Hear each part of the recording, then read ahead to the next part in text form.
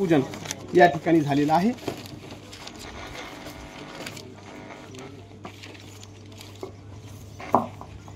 यानंतर व्यासपीठावरती उपस्थित सर्व मान्यवरांचं स्वागत या ठिकाणी करू इच्छितो। या कार्यक्रमाचे उद्घाटक ज्यांच्या हस्ते भूमिपूजन झालं असे तालुक्याचे आमदार श्रीमान हिकमतदादा ओढाण माऊलींचं प्रतिमेचं पूजन या ठिकाणी मान्यवरांच्या हस्ते झालं आहे।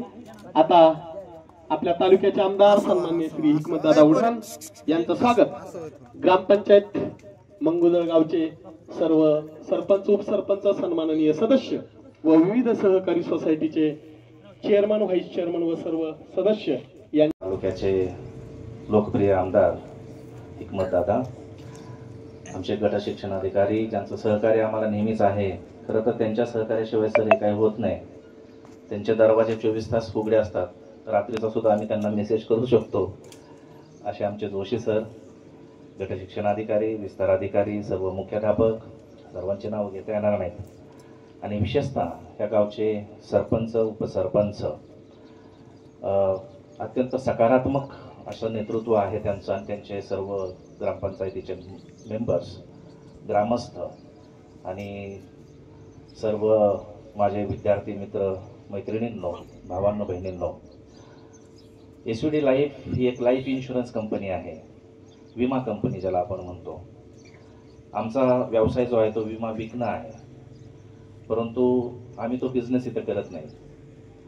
परंतु जे काही आम्हाला सामाजिक उपक्रमाच्या माध्यमातून करता येईल ते छोटा मोठा प्रयत्न आम्ही मराठवाड्यामध्ये करत आहोत आणि त्यात विशेषतः जालना जिल्ह्यातला घनसावंगी तालुका घेतलेला आहे।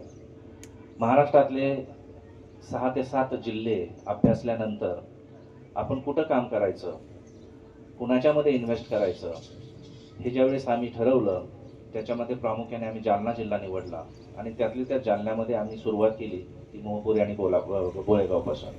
2014 पासून आम्ही सातत्यानं काम करत आहोत।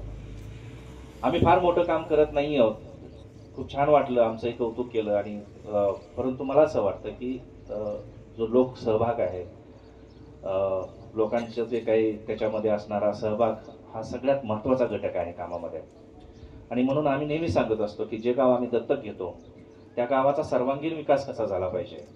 मागच्या वर्षी हे गाव आम्ही दत्तक घेतलं, मुख्याध्यापकांना, सगळ्या शिक्षकांना आणि सगळ्या आमचे उपसरपंच, सरपंच आणि सगळे ग्रामपंचायतीचे मेंबर्स त्यांना माहिती आहे ज्यावेळेस आम्ही आलो आणि ह्या गावामध्ये आमची इथं टीम आहे, बापूसाहेब कोल्हे आमचे आहेत, तिथं राम जाधव काम करतात, त्यांनी आम्हाला फीडबॅक दिला की सर गाव अत्यंत चांगलं आहे, ह्या गावामध्ये काही प्रश्न आहेत आणि त्या प्रश्नावर आपल्याला काही काम करता येईल का। ह्याच्यासाठी प्रथमतः मी त्या लोकांचं अभिनंदन करतो ज्या लोकांनी शाळेसाठी ती जागा दान म्हणून दिली। जोरात टाळ्या होऊ द्या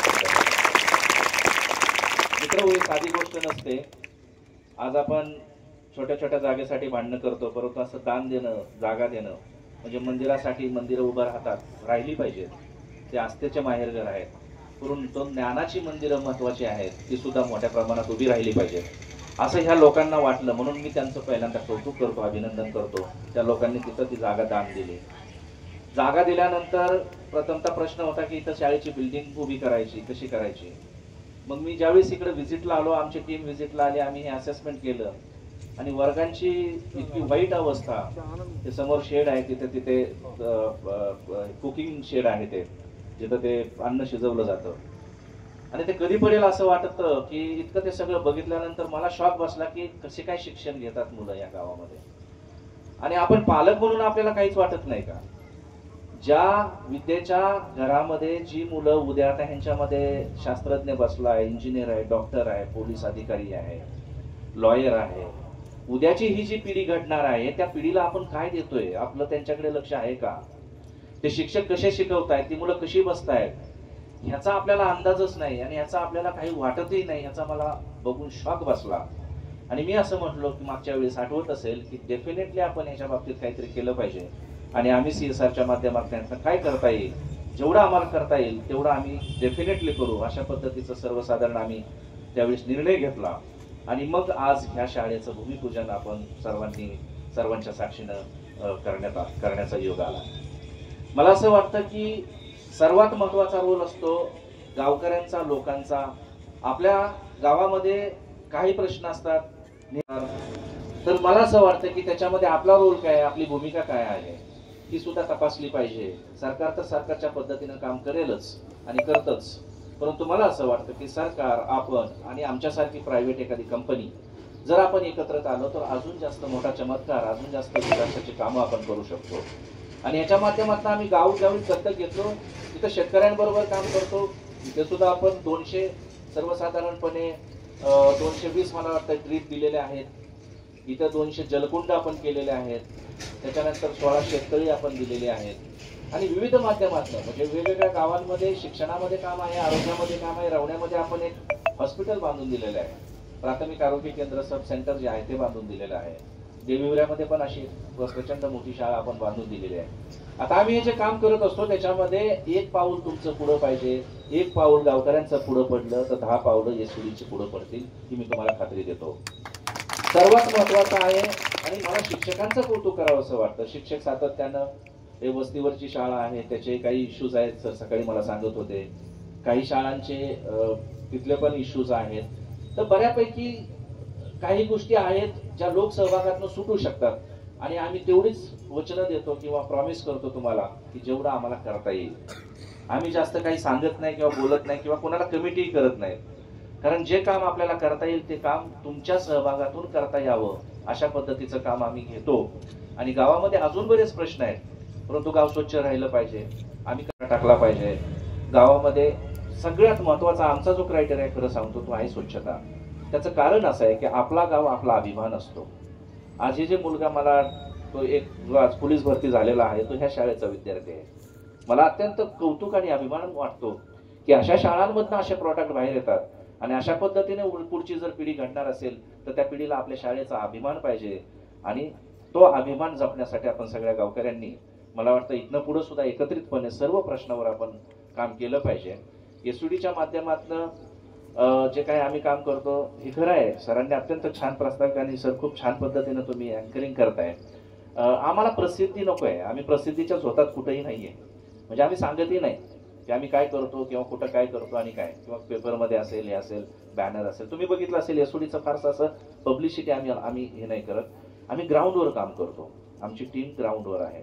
आणि त्याच्यामुळं जे काही गावामध्ये करायचं असेल तर एकत्रितपणे आपल्याला सहज चांगल्या पद्धतीने खूप चमत्कारिक असा रिझल्ट आणता येतो. पाण्याची पातळी कशी वाढली पाहिजे ह्याच्यावर आमचा फोकस आहे.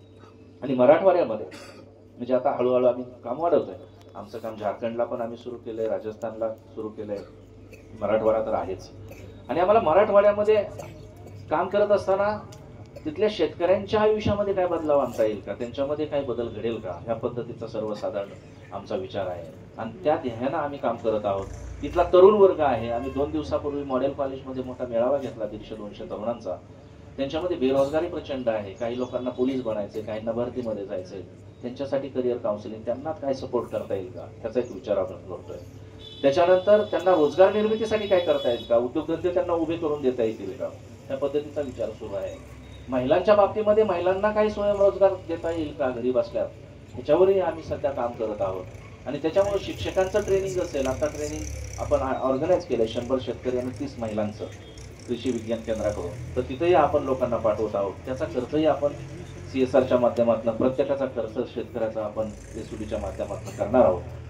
तर तुमच्या सर्व संयोजकांचे, गावकऱ्यांचे, सरपंच, उपसरपंच, तुमचे विशेषतः, कारण तुमच्यात सकारात्मक नेतृत्व आहे. आणि ज्या गावाचं सकारात्मक नेतृत्व असतं, प्रोएक्टिव्ह म्हणतो ज्याला, त्या पद्धतीने ते गाव घडत असतं. गावामध्ये अजून काही विकासाची काम आपल्याला करता येतील, गावाला आदर्श कसं बनवता येतील. रावणा गाव आम्ही घेतलं होतं मॉडेल विलेज म्हणून. तिथं सोलर पासून, QR कोड पासून, तिथं पाण्याचं आता त्यांना स्वॅप कार्ड डेव्हलप केलेलं आहे. पाणी सुद्धा मोफत, RO वॉटर, एकदम प्युअर ड्रिंकिंग वॉटर. पिठाची गिरणी तिथं बसवलेली आहे, ज्याला दळून फ्रीमध्ये आहे, सगळ्या गावकऱ्यांना पाणी फ्रीमध्ये आहे. तिथं अशा पद्धतीचा सर्व जो टॅक्स येतो तो ट्रान्सपरंट QR कोडनं भरला जातो. गव्हर्नन्समध्ये त्या गावानं काय केलेलं आहे. म्हणजे मी ह्याच्यासाठी सांगतोय की बऱ्याचशा गोष्टी आपल्या गावामध्ये चांगल्या पद्धतीने घडू शकतात, होऊ शकतात.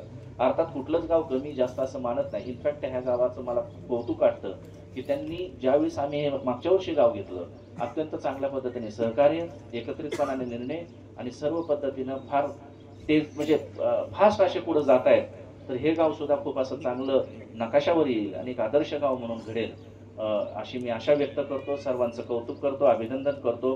विशेषतः मुलांना सांगतो की तुम्हाला अत्यंत छान अशी वास्तू मिळणार आहे.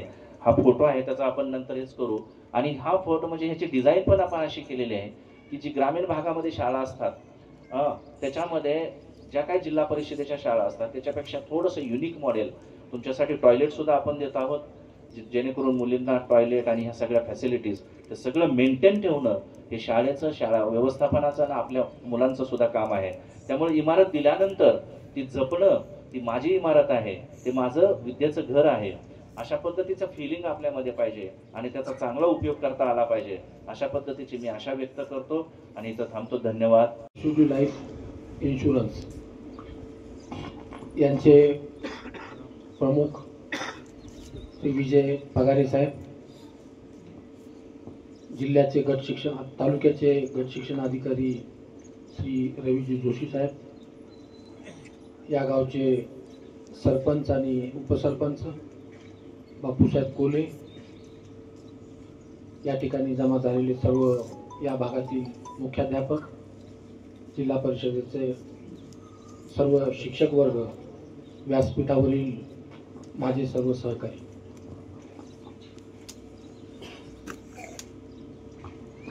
आता बोलताना आणि अँकरिंग करताना त्यांनी सांगितलं की स्टार लाईफ इन्शुरन्स या कंपनीचं नाव 1% माणसांना सुद्धा माहीत नाही. 2014 पासून ते सातत्याने 10 वर्ष या भागामध्ये काम करतात. मी सुद्धा 2014 मध्येच इकडे आलो, पण आजपर्यंत खरं सांगतो तिथे येईपर्यंत मला हे नाव माहीत नव्हतं. आता हे कंपनी कोणती आहे, त्याचे हेडक्वार्टर कोण आहे, त्याचे मालक कोण आहे, ते काय काम करतात, याची तुम्हाला आणि आम्हाला काही माहिती नाही.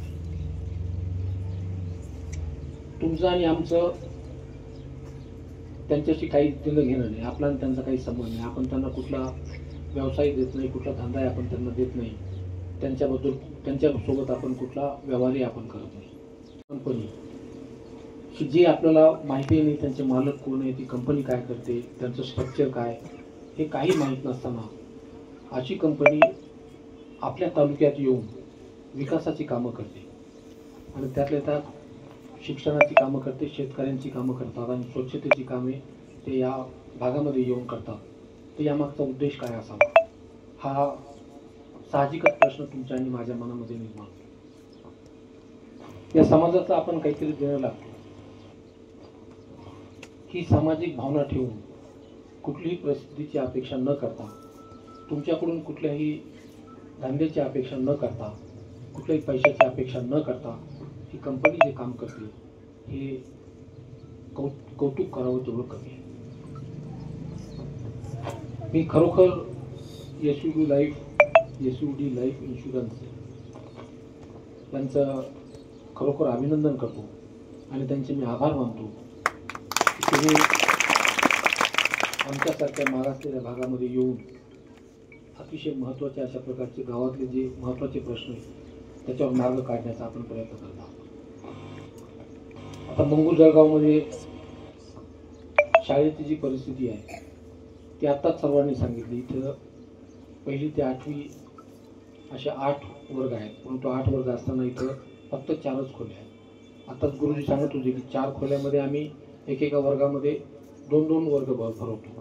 अर्धी मुलं इकडं बसलेले असतात, अर्धे इकडं बसलेले असतात. 2 शिक्षक एकाच वेळेला शिकवत असतात. खरोखर आश्चर्य मला त्या शिक्षकांचंही वाटतं आणि त्या मुलांचंही वाटतं की एक शिक्षक इकडं शिकवतो आणि दुसरा शिक्षक इकडं शिकवतो, कसं काय अभ्यास होत असेल. जिल्हा परिषद शाळांची परिस्थिती ही विशेष करून आपल्या तालुक्यामध्ये अतिशय गंभीर अशा प्रकारची आहे. त्याची कारणं काय आहेत? मार्चच्या शेवटच्या आठवड्यामध्ये मी त्यांना अशी विनंती केली की आपण सर्व मुख्याध्यापकांची एक बैठक बोलवा. मतदारसंघामधल्या सर्व मुख्याध्यापकांची आणि गट शिक्षण अधिकाऱ्यांची आपण बैठक घेऊ आणि प्रत्येक शाळेमध्ये काय अडचणी आहेत आणि त्यांच्यासाठी आपण काय करायला पाहिजे यासाठी आपण त्यांच्याकडून समजून घेऊ आणि त्या सगळ्या अडचणी सरकारच्या माध्यमातून, जिल्हा परिषदच्या माध्यमातून आणि माझ्या माध्यमातून आपण सोडवण्याचा पूर्णपणे प्रयत्न करू हे आज या निमित्ताने मी सांगतो. एसयूडी लाईफनं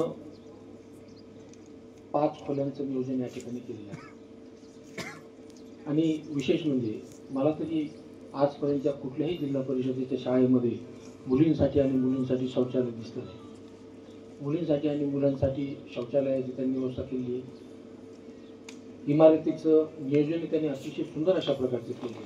ही इमारत पाहिल्यानंतर आणि या इमारतीचा फोटो पाहिल्यानंतर असं वाटत नाही की ही जिल्हा परिषदेची शाळा आहे. ही कुठली तरी CBSE किंवा मोठी शाळा आहे अशा प्रकारचं चित्र आपल्या समोर निर्माण होतं.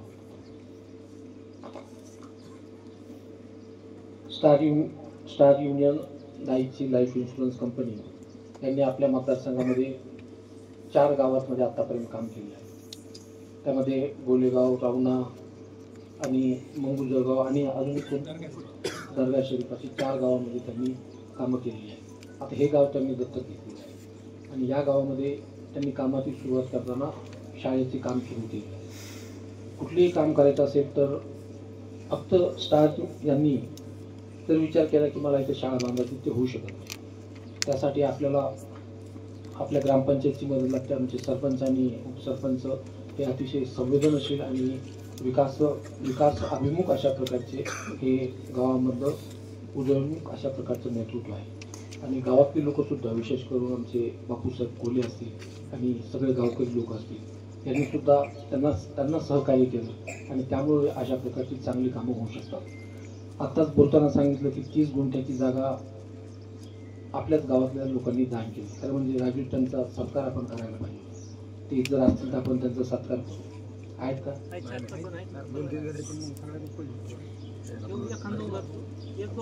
त्यांचं सुद्धा काम या स्टार इन्शुरन्स सारखंच आहे. जवळपास 30 लोकांची संख्या होती शाळेसाठी जागा दान दिली होती. त्यांच्यापैकी जे उपस्थित आहेत त्यांना नम्र विनंती करतो की त्यांनी विचार ग्राम विकासासाठी जर उपयोग केला तर बरेचसे प्रश्न हे आपले मार्गी लागतील आणि आपल्याला फक्त सरकारवर अवलंबून राहणार नाही. ही अतिशय चांगल्या अशा प्रकारची संकल्पना पुढे आली की पुढं अशा प्रकारे विकसित करता येईल याचा आपण विचार करू. आज तुम्ही ग्रामस्थांनी आणि SUD लाईफ यांनी मला शाळेच्या भूमिपूजनासाठी बोलवलं त्याबद्दल मी सगळ्यांचा आभारी आहे. धन्यवाद. जय महाराष्ट्र. त्यासाठी सगळ्या गावाचा सहभाग असावा लागतो आणि या लोकसहभागातून जमा झालेला 5,90,000 रुपयाच्या निधीचा धनादेश या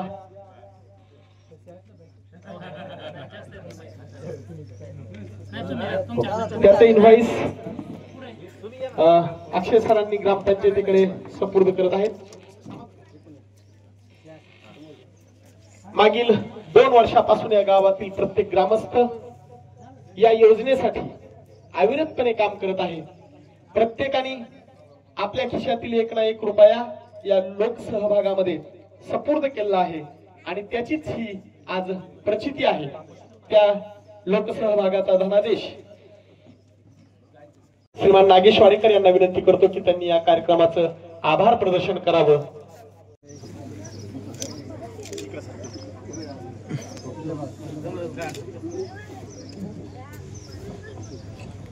अतिशय चांगल्या पद्धतीने काही डॉक्टर, इंजिनियर आणि काही स्पर्धा परीक्षेमध्ये या शाळेतून गेलेले विद्यार्थी पात्र ठरलेले आहेत. याच गावातील काही मुलं सध्या MBBS करत आहेत. याच वर्षी झालेल्या नीटच्या निवडीमध्ये याच गावातील मुलीची देखील निवड झालेली आहे. मी श्रीमान सदाशिव बापू वाडेकर यांना विनंती करतो की त्यांनी त्यांचं स्वागत करावं. शिस्त सवय दादांच्या हस्ते होत आहे.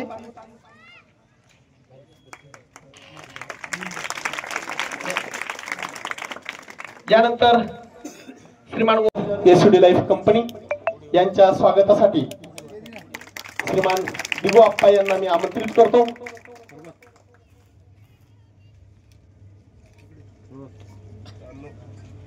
यानंतर या कार्यातून आपल्या कर्तृत्वातून या पंचक्रोशीमध्ये आपलं नाव कोरणारी ही एक कंपनी अगदी मोहपुरी, बोलेगाव, देवहिवरा, रवणा या गावातील